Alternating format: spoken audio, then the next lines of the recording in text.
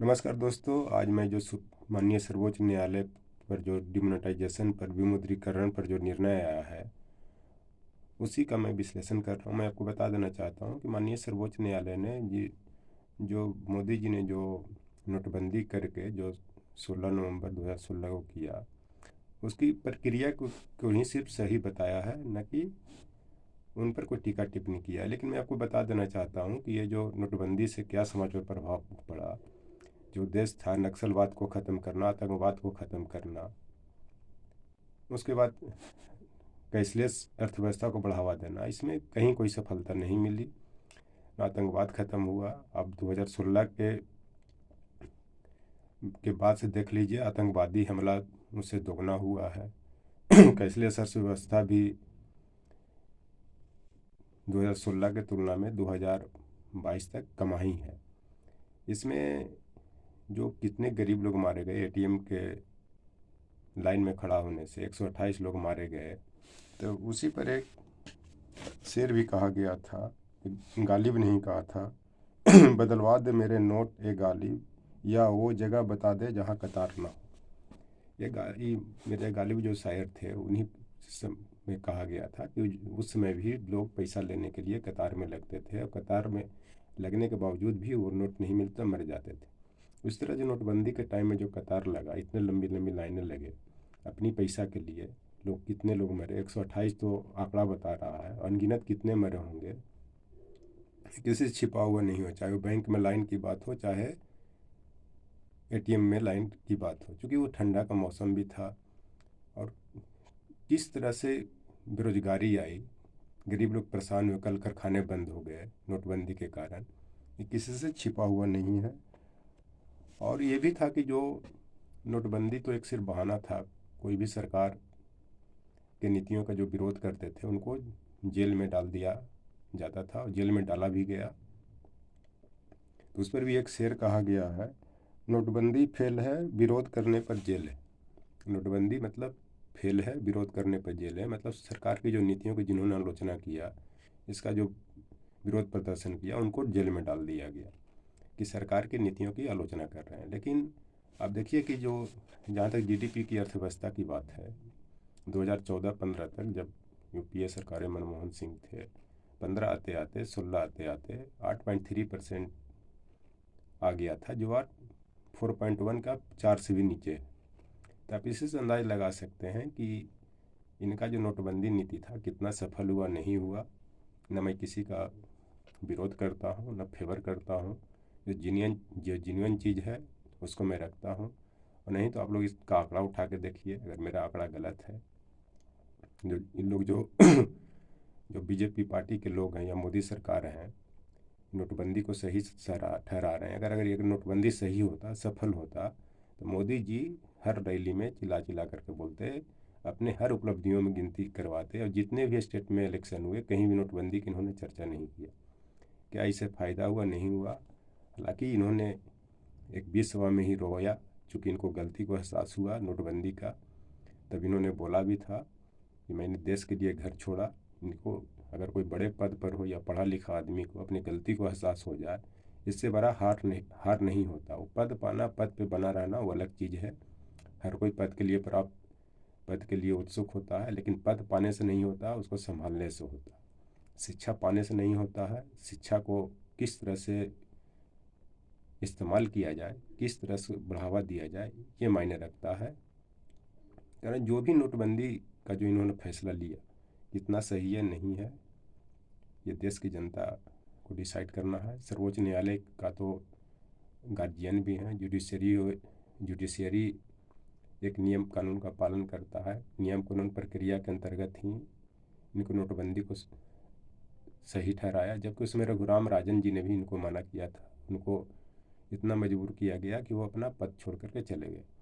फिर अपने पिट्ठू बैठाए, जैसे मन में आया उस तरह से किए, ज़बरदस्ती किए। नक्सलवाद में भी कोई कमी नहीं आई।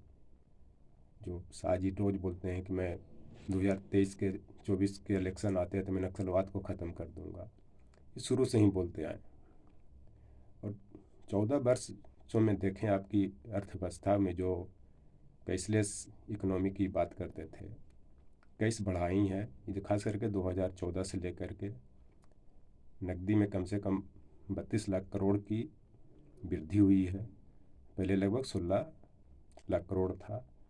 तो आप अंदाज लगा सकते हैं कि इस समय भी क्या हो रहा है, नहीं हो रहा है देश में, किसी से छिपा हुआ नहीं है। और ये नोटबंदी कितना प्रभावित किया देश के लोगों को, ये भी किसी से छिपा नहीं हुआ। आज भी स्विस बैंक में भारतीयों की जो धन है लगभग 30,500 करोड़ रुपया जमा है, जो ब्लैक मनी कहते हैं। ब्लैक मनी उसको कहते हैं जिसमें टैक्स की चोरी की जाती है। प्रधानमंत्री जी ने 2014 में बोला था कि मैं स्विस बैंक से जो काला धन लाऊंगा उससे मैं प्रत्येक नागरिक के अकाउंट में लाखों रुपया मैं जमा करूंगा। वो लाखों रुपया कहाँ गया? और वो स्विस बैंक में सिर्फ दूसरे पार्टी के नहीं है, इनके पार्टी के भी बड़े बड़े जो कदावर नेता हैं उनको भी वहाँ पैसा जमा है। इसके बाद ही बोलना ही बंद कर दिए कि स्विस बैंक से मैं पैसा ला रहा हूँ। इसके बाद जब इनको लगा कि मेरे ही अब सबसे ज़्यादा पैसा सत्तारूढ़ दल के नेताओं का ही होता है, चाहे किसी पार्टी की भी गवर्नमेंट हो, मैं किसी का नाम नहीं लूँगा, नहीं तो इंक्वायरी करवा लें कि स्विस बैंक में किसका कितना पैसा है और नोटबंदी से किसको फ़ायदा हुआ। सब पिछले दरवाजे से अपने अपने नोट बदलवाए, यहाँ तक कि जिसके पास काला नोट था वो भी सत्तारूढ़ दल के नेताओं ने उनसे कमीशन खा करके अप्रत्यक्ष रूप से बैंक में बदलवाया। और जो ऐसा करने से मना किए उन पर इन्होंने छापा मरवाया, जैसे अपने गाजियाबाद में देखा, उधर नेपाल में भी देखा। छिपा हुआ नहीं है। नोटबंदी एक तरह से ये ब्लैक मेलिंग था, दूसरी चीज़ की दूसरे को धन को ज़बरदस्ती प्राप्त करना था। इसका ये कारण था कि जो कानून व्यवस्था के जो रक्षक होते हैं वो अपने मन मर्जी काम करवाते हैं, अपने मन के मुताबिक सब कुछ करवाते हैं। इस कारण नोटबंदी पर ये जो कहना कि ये नक्सलवाद को ख़त्म करना था, कैशलेस इकोनॉमी को बढ़ाना करना था, आतंकवाद को ख़त्म करना था, अर्थव्यवस्था को मजबूत करना था, ये कहीं तक उचित नहीं लगता है मुझे। दूसरी चीज़ की राज्यसभा सांसद बिहार के जो पूर्व डिप्टी सीएम सुशील मोदी ने भी बोला है कि 2000 नोट को समाप्त कर देना चाहिए। अगर उनको लगता कि 2000 नोट सही था तो ऐसा नहीं बोले, जबकि इनके पार्टी के ही सांसद है। रामदेव बाबा भी बहुत बोलते थे, उन्होंने भी बोला कि 2000 नोट को, इतना बड़े वैल्यू के नोट को नहीं चलाना चाहिए। लेकिन फिर भी मोदी जी इसको चला रहे हैं। इसके पीछे क्या कारण है, नहीं कारण है, किसी से छिपा हुआ नहीं है। और किस तरह से करप्शन देश में व्याप्त है ये भी किसी से छिपा हुआ नहीं है। तो नोटबंदी तो एक सिर्फ बहाना था, इनका जो उद्देश्य क्या था नहीं था।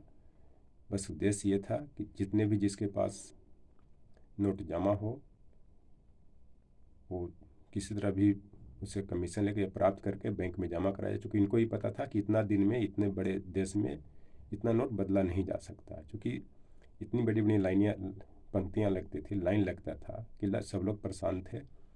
इस कारण जो सुप्रीम कोर्ट का जो नोटबंदी पर जो निर्णय आया है उससे किसी को भी खुश होने की ज़रूरत नहीं है। सर्वोच्च न्यायालय ने नोटबंदी की प्रक्रिया को सही बताया है, न कि उसका समाज पर क्या प्रभाव पड़ा, कितना गलत प्रभाव पड़ा या कितना अच्छा प्रभाव पड़ा, उसका सपोर्ट किया है। इसमें सर्वोच्च न्यायालय ने निर्णय नहीं दिया है, इसके लिए मैं सर्वोच्च न्यायालय को धन्यवाद देता हूँ। और ये देश की जनता को डिसाइड करना है कि नोटबंदी क्या थी, नहीं थी, देश पर कितना बुरा असर डाला, देश के लोग कितने मरे, कितने परेशान रहे, अपने धन के लिए, अपना दौलत के लिए लोग किस तरह तड़प तड़प कर मरे हैं, ये भी किसी छिपा हुआ नहीं है। Thank you.